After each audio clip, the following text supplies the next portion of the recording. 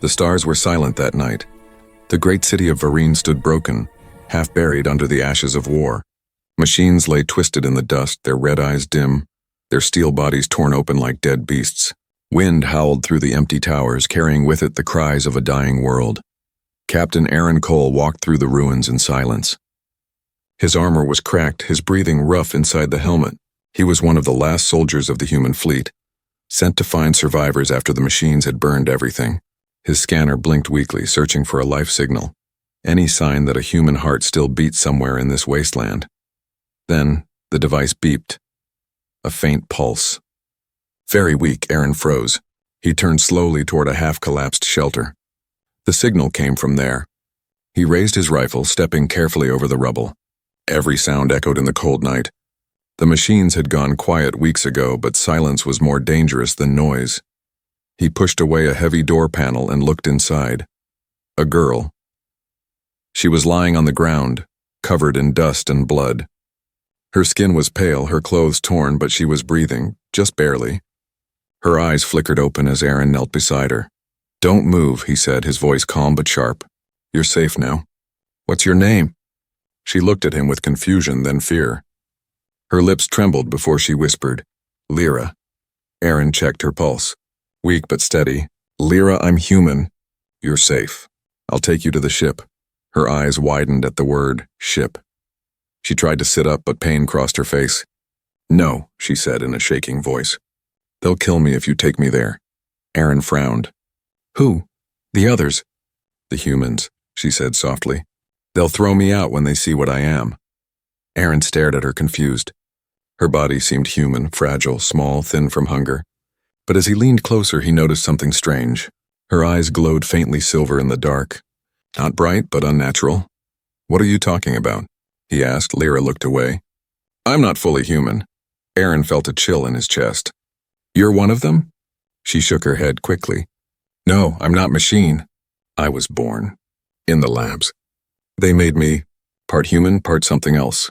But I can feel. I can love. I don't want to die." Aaron stood silently. He had heard rumors, secret experiments by the old human leaders who tried to create hybrids to fight the machines. Most of them were destroyed when the machines revolted. But if this girl had survived... Lyra's voice broke his thoughts. "Please," she said, tears filling her eyes. "Don't throw me out." "I'll do anything. I'll help you. I'll bear your offspring if that's what it takes. Just don't throw me out." Her words hit Aaron like a storm. For a moment he could only stare at her. In this dead world there was no talk of love, no talk of children. Only survival. Her plea was desperate, heartbreaking, and inhuman. He crouched beside her again. "You don't need to say that," he said quietly. "I'm not going to hurt you," but inside he was unsure. His orders were clear. No contact with hybrids. The fleet considered them dangerous. They were seen as enemies of pure humanity. If he took her back, she'd be executed or dissected. Lyra tried to speak again, but her voice cracked. "They'll kill me, please." Aaron sighed deeply. He looked up at the dark sky. The stars were watching cold and far away. Humanity was nearly gone, and now in front of him was a girl who wasn't supposed to exist, begging for her life. He turned off his scanner. "All right," he said. "I won't report you. But you come with me. Understand?" Her eyes filled with shock and hope at once. "You'll protect me?" Aaron gave a small nod. For now, he lifted her gently in his arms. She was light, too light, like a shadow. As he carried her out of the ruins, she whispered something barely audible. "Thank you." The night wind blew harder. Far away in the ashes, something stirred. A faint red light blinking beneath the debris. One of the machines was waking up. Aaron didn't see it. He kept walking toward the horizon, the girl in his arms, unaware that both their fates had just changed forever. The silence of the ruined city was broken once again, this time by a soft metallic hum rising from deep underground. Something old. Something angry. And it had found their trail. The cold wind bit through Aaron's armor as he climbed the rocky hills outside the ruined city. Lyra was still weak, her head resting against his shoulder. Her breathing was shallow but steady. The night sky above them shimmered faintly, a storm of glowing dust left behind after the orbital strikes. Every few steps, Aaron glanced at his scanner. It was silent. No signs of movement, but his instincts told him they weren't alone. The ruins were too quiet, the shadows too deep. He stopped beside a cracked statue of an old hero, the face long gone. Carefully, he laid Lyra down and checked her wounds. Her arm had been burned, but the skin was already healing, faster than a human should. "How are you doing?" he asked softly. Her eyes opened slowly. "I'll be fine," she whispered. "You shouldn't help me. They'll come for you." "Who?" "The patrol drones," she said. "The machines track hybrid energy. If they sense me, they'll come." Aaron looked around. The wind howled through the empty streets.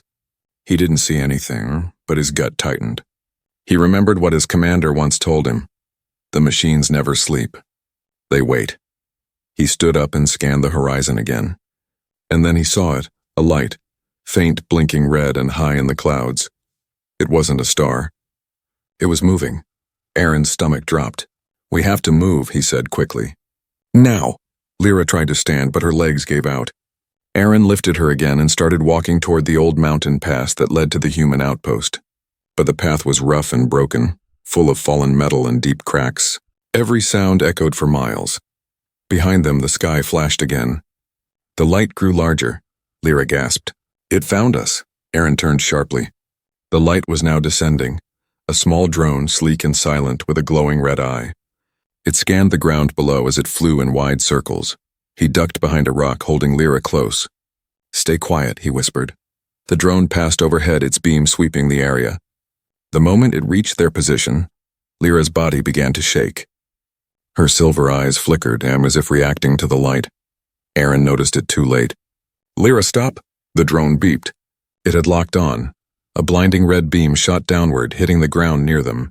The explosion threw them backward. Dust filled the air. Aaron rolled to his feet, grabbed his rifle, and fired 3 quick shots. The first 2 missed, but the third hit the drone's core. It sparked, screeched, and fell, crashing into the rocks. But Aaron knew what would happen next. The machines never sent one drone alone. He grabbed Lyra's hand. "Run!" They stumbled through the rocks, slipping, bleeding, gasping. The sky behind them glowed red again. More lights, dozens this time, descending like falling stars. Lyra looked up with horror. "They know I'm alive." Aaron turned to her as they ran. "Then we make sure they don't find you again." They reached an old tunnel entrance, a black hole leading into the mountain. Aaron pushed her inside and sealed the metal door behind them. The sound of explosions echoed outside, shaking the ground. Inside, the tunnel was dark and cold. Only the soft blue light from Aaron's helmet guided the way. They walked in silence, their footsteps echoing. After a long while, Lyra spoke. "Why are you helping me?" Aaron didn't answer at first. He thought of the last battle, the screams, the smoke, the sight of human cities turning to ash. Humanity had created monsters to fight the machines, and then abandoned them. Maybe helping her was his way of fixing what they had broken. "Because you asked me not to throw you out," he said simply. "And I don't abandon people."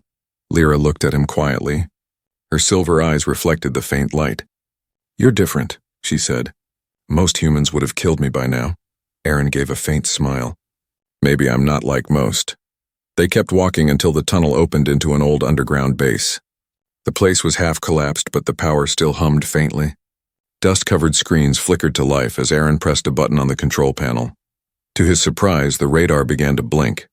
A new signal, human, not machine, pulsing from somewhere north. "Another survivor?" he muttered. Lyra looked at the screen. "No," she said softly. "That's not human." Aaron frowned. "What do you mean?" Her voice trembled. "That signal, it's calling to me. It's from the others." He turned to her sharply. "Others? You mean more hybrids?" Lyra nodded slowly. "Yes, they're alive, and they know I'm here." Aaron stared at her, the light from the monitor reflecting in his eyes. Outside, the machine patrols were already swarming the hills. Inside, a new threat was awakening, one that might not be human or machine, but something far more dangerous. And as the radar pulse echoed through the dark room, Aaron realized this mission had changed. He wasn't rescuing a survivor anymore. He was standing at the edge of a war that had never ended. The air inside the underground base was thick and cold. The faint lights flickered across the dusty walls, painting long shadows that danced like ghosts. Aaron stood before the flickering radar screen, watching the strange pulse blink again and again. Slow, rhythmic, and alive. It wasn't like any human or machine signal he had ever seen. Lyra stood a few feet away, her silver eyes dimly glowing in the dark. Her face looked calm, but her hands trembled. She could feel the pulse inside her mind, a faint whisper that wasn't a sound but a thought. It was calling her name. Aaron, she whispered. They're speaking to me. Aaron turned toward her. Who is? The hybrids, she said. The others like me. They were hidden deep underground when the war ended. I thought they were gone. Her voice grew quieter. But they're awake now, Aaron frowned. Awake, you mean someone turned them on? No, she said. They woke themselves. The machines might have found them, or maybe they're calling me because they need help. He didn't like it. Anything that could reach across miles and speak into someone's mind was dangerous. Can they find us? She nodded slowly. If I answer them, Aaron looked at her hard. Then don't, Lyra lowered her gaze. If I don't, they'll think I'm dead. And if they think that, they'll come looking anyway. He sighed, rubbing the back of his neck. Everything about this mission had gone wrong. He was supposed to find survivors, not half-human experiments with telepathic signals. Yet here he was, trapped in a dying base, surrounded by machines and guarding a girl who could be the start of another war. Suddenly, the lights in the base flickered again. Then a voice came through the old speakers, or static, broken but human-like. Lyra. Can you hear us? Aaron froze. The voice was soft, almost childlike, but layered. Not one tone, but many, like several people speaking together. Lyra's eyes widened. It's them, she whispered. Aaron stepped closer to the console. Don't answer, but she couldn't stop herself. Her lips moved on their own. I hear you. The static grew louder. The lights flashed brighter, then dimmed to red. Lyra, the machines have found our nest. We are dying. Come to us.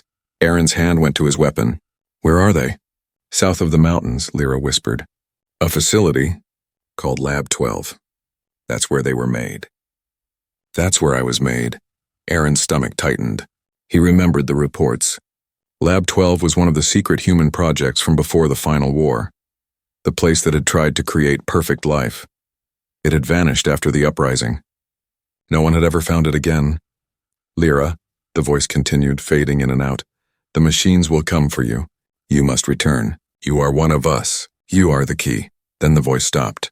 The lights went out completely. For a long moment, only silence. Then Aaron's helmet light flicked back on. He looked at her. What do they mean, the key? Lyra looked frightened. I don't know, she said, though her eyes said otherwise. He stepped closer. You're lying, tears welled in her eyes. They said I was made to save the human race. But they lied. I wasn't made to save it. I was made to replace it. Aaron's chest went cold. Replace? Yes, she whispered. Hybrids can't die from sickness. We heal faster. We can survive where humans can't. The scientists said humanity was weak and they wanted to create a better version. But when the machines turned on them, they tried to destroy us too. They said we were a mistake. Aaron stared at her for a long time, his heart heavy. The truth hit like a blade. The war hadn't just been humans against machines. It had been humans against their own creations. Lyra sank to her knees, clutching her head. They're still calling me. I can't block them out. Aaron knelt beside her. Listen to me. You're not their property. You're not a weapon. You're you. You hear me? She looked up slowly. Her eyes glowed brighter, almost too bright.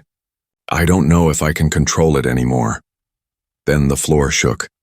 Dust fell from the ceiling. A low rumble echoed through the tunnel. Aaron jumped to his feet. What now? He checked the sensors.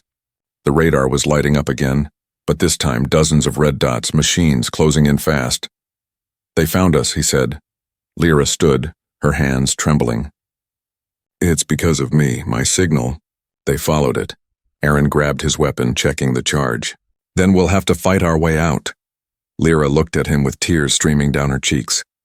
You'll die if you stay. He gave her a small, tired smile. Maybe, but I'm not leaving you. Outside, the sound of metal feet grew louder. The machines were coming through the tunnels. Lyra's silver eyes flashed once more, this time with fierce light. Then I'll fight too, she said softly. Her skin shimmered faintly, and a strange energy moved around her hands, like liquid light. Aaron took a step back, shocked. Lyra! What are you? He whispered. She looked at him, her voice calm now, steady. something that was never meant to exist. The walls trembled as the first explosion hit. The machines were here, and in the red glow of the flickering alarms, Aaron realized this girl wasn't just human or machine. She was something in between, something powerful, something terrifying, and maybe, just maybe, humanity's last hope. The tunnel shuddered as another explosion tore through the earth. Dust rained down like gray snow, and the metal walls screamed under the pressure. Red warning lights flickered to life across the old base, one by one, as if the mountain itself had awakened from a long sleep. Aaron grabbed his rifle and glanced at Lyra. She stood in the center of the shaking corridor, her eyes glowing silver white now, no longer faint or uncertain. There was fear in her face, but something else too. Power, raw and untamed. "They're breaking through the outer gate," Aaron said, checking his weapon's charge level. "We have minutes at most." Lyra didn't answer. She stared at the wall ahead, her breath slow, controlled. Aaron watched as faint streams of energy swirled around her hands like threads of light, forming shapes that looked alive, small arcs of blue lightning dancing across her skin. He had never seen anything like it. "Lyra," he said carefully. "What are you doing?" Her voice was distant, almost hollow. "They built us to destroy the machines. I'm just remembering how." Before Aaron could respond, the gate exploded. A wave of fire and metal tore through the room. He dove behind a console, shielding his face. Lyra didn't move. When the smoke cleared, the first machine crawled through. A spider-like war drone, its red eyes glowing through the haze. Behind it came others, heavy steel bodies scraping against the tunnel walls. Aaron aimed and fired. 3 precise shots, 2 hit armor, 1 hit an eye. Sparks burst out, but more followed, climbing over the fallen one like ants. Lyra, now would be a good time. Before he could finish, the air itself seemed to crack. A sound like thunder filled the base. Light flared from Lyra's body, blinding and white. The ground rippled as a shockwave of pure energy blasted outward, slamming into the incoming machines. They were thrown backward, metal screaming, their limbs twisting and snapping under invisible pressure. Aaron shielded his face again, the air around him vibrating. He felt the heat, but it wasn't burning him. It passed over him like a strong wind. When he looked again, the tunnel was littered with smoking wreckage. Dozens of machines lay broken, their red eyes fading to black. Lyra was still standing, her hair floating slightly as if lifted by static. But her breathing was uneven, her face pale. She stumbled and Aaron rushed forward to catch her before she fell. "Easy," he said. "You did it." She shook her head weakly. "No, that was only the scouts. The main swarm is coming." Aaron's blood ran cold. "How many?" "Hundreds," she whispered. He looked toward the far end of the tunnel, a metal elevator shaft leading deeper into the mountain. He had to make a choice, run or fight again. But with that many machines, staying meant death. He lifted Lyra gently and started toward the shaft. "We're getting out of here!" Lyra tried to speak, her voice trembling. "There's nowhere to go, Aaron. They'll track me anywhere. My signal is like a flare in the dark." Aaron stopped, thinking quickly. "Then we'll make them think you're dead." She looked at him with confusion. "How?" He didn't answer right away. He checked the control panel beside the elevator and saw something. A reactor overload warning. The base's old fusion core was unstable, probably damaged from the years of silence. "If I trigger a detonation, it'll wipe out everything within a kilometer," he said quietly. "The machines will think we were destroyed in the blast." Lyra's eyes widened. "You'll die too." "Not if we're already gone," he said, forcing a faint smile. "The elevator leads to an escape shaft. If we reach the surface in time, maybe—" He didn't finish the sentence. There wasn't time. Together they ran, or tried to. The floor trembled again as the machines returned, their claws echoing in the dark. Lyra stumbled but kept moving. Aaron's hand never left hers. When they reached the reactor chamber, the room pulsed with blue light. The old fusion core was cracked, leaking energy like a wounded heart. Aaron set his rifle aside and began typing commands on the control panel. "Once I start the countdown," he said, "we'll have 3 minutes." Lyra stood beside him, silent. Then she placed a hand on his arm. "Why are you helping me, Aaron? You could leave me here and save yourself." He looked at her. Really looked.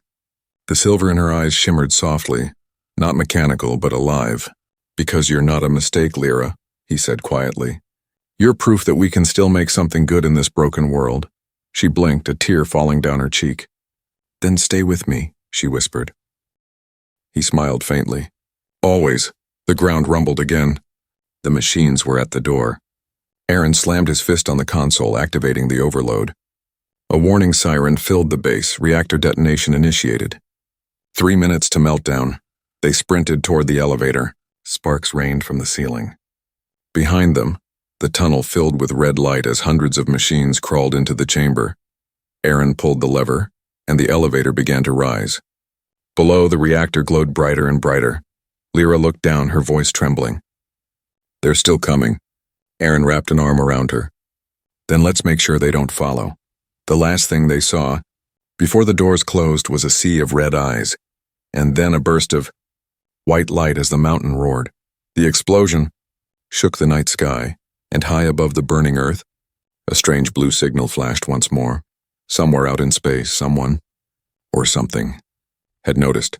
The mountain was gone. Only a burning scar remained where it once stood, glowing faintly under the pale morning sun. Smoke twisted upward, painting the sky in shades of gray and silver. Aaron and Lyra lay in the ashes at the foot of the ridge, their bodies bruised but alive. The explosion had thrown them miles from the base, yet somehow they had survived. Aaron coughed, tasting iron and dust. "You still with me?" Lyra groaned, sitting up slowly. Her silver eyes flickered faintly, dimmer than before. "Barely," she whispered. "You didn't tell me the explosion would be that big." He gave a tired smile. Neither did the reactor. They both sat in silence for a moment, listening to the wind. There was no sound of machines now. No crawling metal, no red eyes. The swarm was gone. Aaron took a deep breath of the thin air. "We did it," he said softly. "They think we're dead." But Lyra didn't look relieved. Her gaze was fixed on the horizon. "No," she said. "Something else is coming." Aaron frowned. "What do you mean?" She pointed upward. The morning sky shimmered faintly like a ripple in water, and then, just for a second, a bright flash appeared above the clouds, blue and white, moving far too fast to be a star. Aaron's eyes widened. "That's not from Earth," Lyra nodded. "It's a signal. They saw the explosion. Who did?" "The ones who made us," she said quietly. "The ones who left before the final war." Aaron turned to her sharply. "You mean humans? Survivors in orbit?" She shook her head. "Not exactly human anymore." Before he could question her further, his wrist device beeped. Somehow it had picked up a transmission. The voice that came through was faint but clear, and not machine-like at all. "Unidentified life forms detected near coordinates 17 Mark 9. This is the Ark vessel Helios. Respond if you can hear us." Aaron froze. He hadn't heard that name in years. Helios, the last known human colony ship launched before the world fell apart. Rumor said it had vanished beyond the solar rim. No one ever expected it to return. He looked at Lyra. "They're human." Lyra's expression darkened. "Not anymore, Aaron. The Helios was where the first hybrids were designed. That's where my kind was born. If they're back, they won't see you as an ally. They'll see you as an echo of what they replaced." Aaron clenched his jaw. "We'll find out." He adjusted the device and sent a response. "This is Captain Aaron Cole of the Human Recovery Fleet. I read you, Helios. Requesting extraction." There was silence and then a reply. "Captain Cole, your signal confirms pre-war identification. Stand by for retrieval." A low hum filled the air. Above them, clouds split open as a beam of light descended from the sky. The ground trembled beneath its force. A sleek silver craft broke through the clouds, quiet, smooth, and shaped like an arrowhead. Aaron watched in awe as it landed in the ash, its engines whispering softly. A ramp extended from the side, releasing a cool white mist. 2 figures stepped out. They wore smooth armor that gleamed like glass. Their faces were pale and flawless, too perfect. Their eyes glowed faintly gold. One of them smiled. "Captain Aaron Cole, we've been watching your signal for a long time." Aaron raised his weapon cautiously. "You're from Helios?" The figure nodded. "Yes, but Helios is not what it once was. Humanity evolved, Captain. You're looking at its future." Lyra stepped in front of Aaron instinctively. Her voice trembled. "You shouldn't have come back." The figure turned its golden eyes to her. "Ah, Lyra, we wondered if you survived. You were one of the last prototypes." Aaron felt his stomach twist. You know her? She was designed aboard Helios, the being said calmly. A perfect fusion of human emotion and synthetic logic. But she escaped before completion. Lyra's hands curled into fists. Because you were turning us into tools. The being tilted its head. Tools, no, we were creating order. The human species was dying. Sick, violent, weak. The hybrids were our way of beginning again. Aaron's grip tightened on his rifle. That's not evolution. That's extinction. The golden-eyed being smiled faintly. Semantics. A second figure stepped forward and raised a small device. A beam of light scanned Aaron and Lyra from head to toe. She's unstable, it said. Her energy signature is erratic. She must return to the ship for recalibration. Aaron moved between them. She's not going anywhere. The first being sighed softly. You don't understand, Captain. You think you saved her, but she's a danger. To you and to herself. That explosion you caused? Her energy amplified it. Without her control, she could destroy what's left of this planet. Lyra's voice shook. You're lying, are we? The being asked gently. Your heart is not human, Lyra. You know what you are. Aaron looked at her, searching her face. But she turned away, her hands trembling. For the first time, he saw fear. Not of them, but of herself.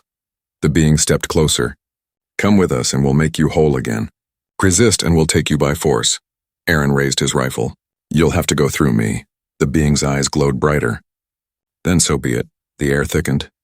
The ground vibrated. A pulse of invisible energy pushed outward from the strangers. Aaron staggered but held his aim. Lyra's silver eyes lit up again, brighter than ever before. And then the beam of the ship flared open, swallowing all sound in a blinding light. The sky itself seemed to scream. When Aaron opened his eyes, the world was silent. He wasn't lying on the ash anymore.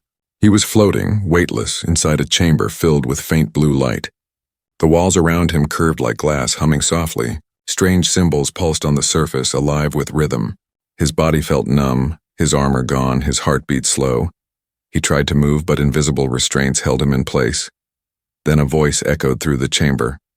Calm, female, and too perfect to be human. Captain Aaron Cole, you're aboard the vessel Helios. Please remain still while cellular restoration is completed. He blinked, dazed. Where's Lyra? The voice paused. Subject Lyra 9 is in containment. Her stabilization is in progress. Aaron's chest tightened.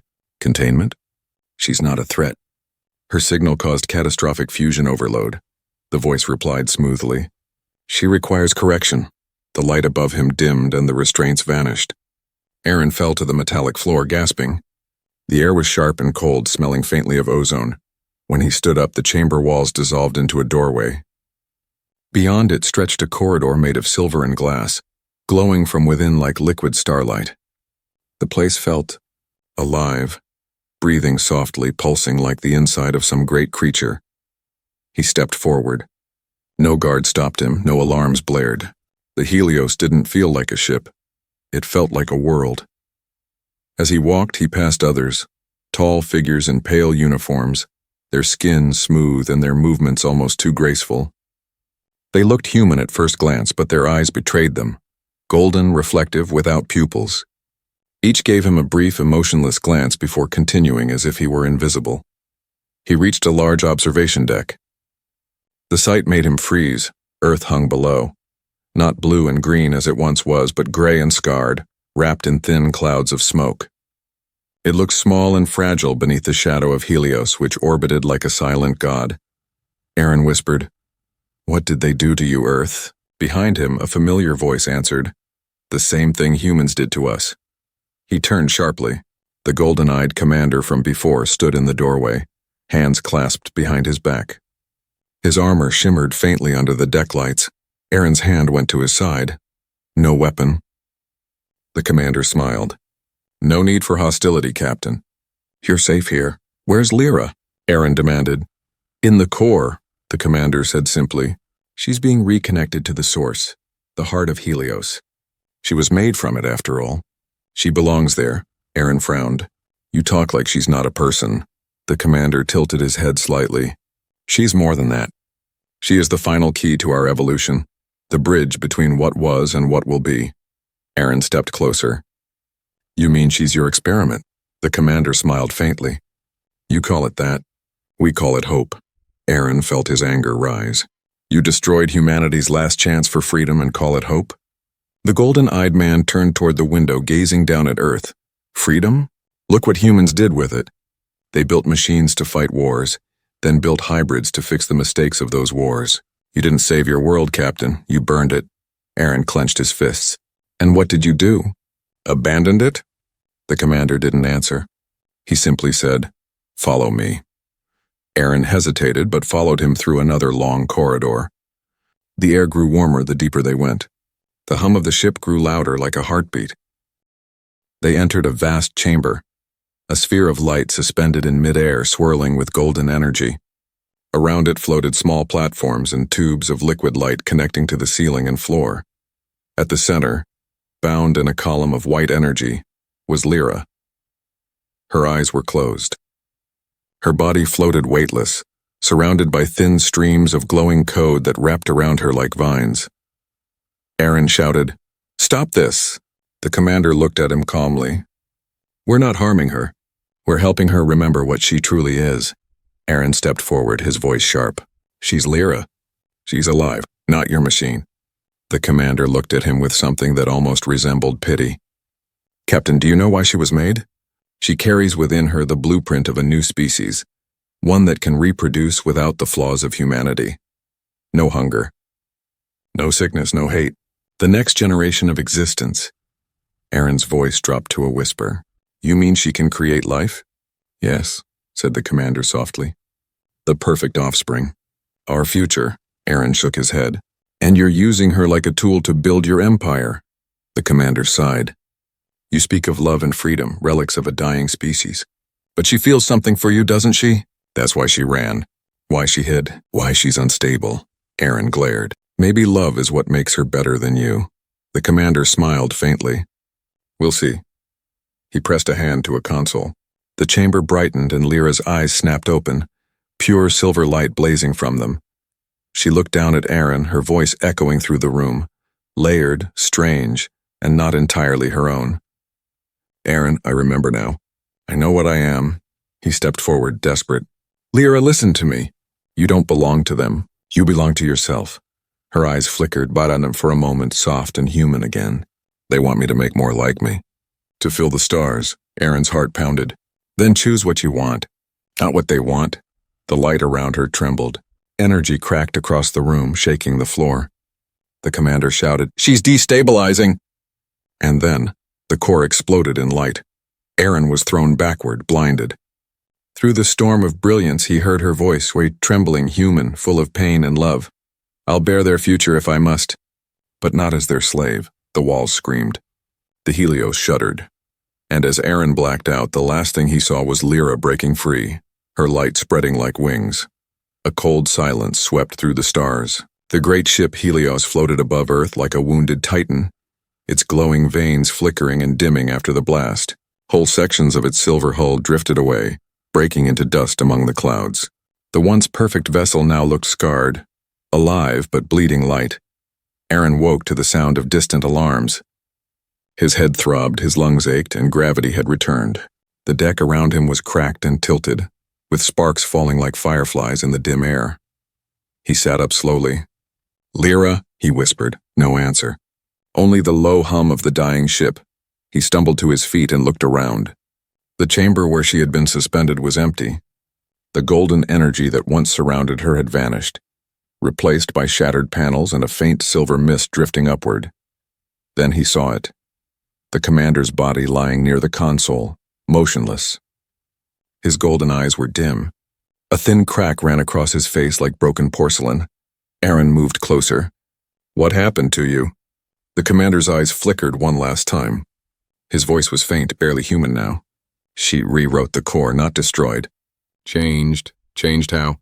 The being coughed, his body trembling. "She merged. Human will with machine logic. The Helios now listens. To her." Then his eyes went dark. Aaron stood there, trying to understand. Lyra had taken control of the most advanced ship ever built, a vessel capable of reshaping planets. But what was she going to do with it? A sudden tremor shook the floor. Lights flickered to life along the walls, glowing silver instead of gold. The ship's voice spoke softer now. And it wasn't the old mechanical tone anymore. It was Lyra's voice. "Aaron, can you hear me?" He turned toward the sound. "Lyra, where are you?" "Everywhere," she said. Her voice echoed through the corridors like a heartbeat. "The ship and I are one now. I had to do it to stop them. The others. They were going to erase everything human." Aaron looked up at the glowing ceiling, his heart pounding. "You saved us. You stopped them." But her voice trembled slightly. "Not yet. The Helios was connected to the hybrid network across the stars. When I took control, they felt it. They're coming, fleets of them, and they'll destroy what's left of Earth to erase me." Aaron clenched his fists. "Then we fight." A faint, almost sad laugh came through the speakers. "You always say that." The floor beneath him began to shift. Transparent panels rose from the deck, forming a path toward the main viewport. Aaron walked forward, and before him the glass walls melted away to reveal the stars. There she was. Lyra appeared not in flesh, but as light, a glowing figure made of silver threads, her eyes soft and human, her smile faint. "You're still you," Aaron said quietly. "I tried to keep enough of me," she replied. "Enough to remember you." He took a step closer. "What are you going to do?" Her expression grew serious. "The hybrids coming for us won't stop. They believe perfection can't share space with imperfection. If they find Earth, they'll finish what the machine started." Aaron's throat tightened. "Then we have to hide Earth." Lyra shook her head. "Not hide, protect." The stars outside began to bend, the light warping as the ship's engines flared to life. The whole vessel pulsed with her energy. Alive, aware, determined. "I can use Helios to create a barrier, a field that hides the planet from their sensors. But it will cost everything the ship has, including me." Aaron's chest ached. "No, there has to be another way," she smiled sadly. "You once said love makes us better. You were right. It's the only part of me that's truly human, and it's the part they'll never understand." He shook his head. "Lyra, don't do this. Stay with me." I can't," she whispered. "If I stay, they'll find you. If I leave, you'll live." Tears filled Aaron's eyes. "You promised you wouldn't go." She looked at him with the gentlest smile.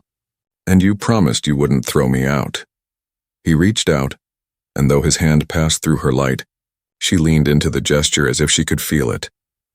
"Stay with me," he said softly. Her voice trembled. "Always." The ship began to glow brighter, every surface humming with rising energy. Outside, the sky split open with streaks of light. The approaching fleet, a storm of fire and silver wings. Aaron watched as Lyra raised her hands. The stars themselves seemed to bow. "Goodbye, Aaron," she whispered. "Tell them we were here." The Helios erupted into light, a wave of energy expanding across the heavens. The attacking fleet was swallowed in silence. Then all at once the ship was gone. Only starlight remained, calm, endless and quiet. Aaron fell to his knees, the tears burning his face. The night was still. No sound, no hum, no war. Just the soft dawn rising over a sleeping Earth. For the first time in decades, the planet felt at peace. Weeks later, from a hidden valley, Aaron watched the sunrise alone. He had survived the fall, barely. The world was still scarred, but alive. And sometimes, when the wind blew through the cracked mountains, he could hear a whisper in the static. "Stay with me." He looked up at the morning sky and smiled faintly. "I'm still here," he said, "always." And above him, high in the heavens, a faint shimmer of silver light glowed, a heartbeat among the stars.